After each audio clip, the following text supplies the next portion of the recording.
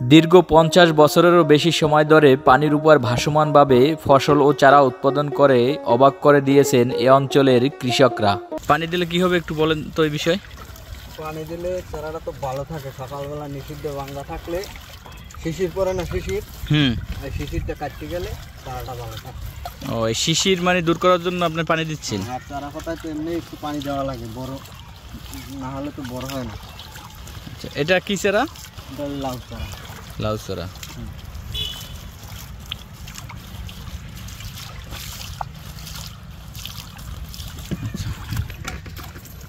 আচ্ছা, আপনারা এইভাবে পানির উপর চাষাবাদ করেন কেন ভাসমানভাবে ভাই? এইটা দেখা যায় পানির উপর ভাসমান চাষ করলে দেখা যায় পানি চিনি দেওয়া কিংবা লাতা দেওয়া, সার ওষুধ দিতে আমাদের ভালো হয়, তার জন্য। না, আরেকটা জিনিস শুনছি এখানে নাকি ওই একটা সিজন থাকে সব জায়গায় পানি থাকে, প্লাবিত অঞ্চল হয়, এ কারণে কি এই ভাসমান পদ্ধতি আপনাদের তৈরি করা? হয় হ্যাঁ, মানে এই পানির আপনার চাষযোগ্য সব জমি নাকি পানির নিচে থাকে? হয়, বছরে কয়েকটি মাস? হয়, বছরে 6 মাস।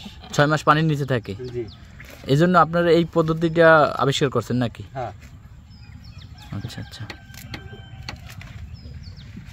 তো এখানে এইভাবে কতদিন পর্যন্ত চাষ চলে আসছে এই পদ্ধতিতে ভাসমানভাবে?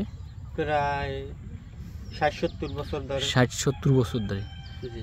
আচ্ছা আচ্ছা। কতজন মানুষ এই পেশার সাথে জড়িত আছেন?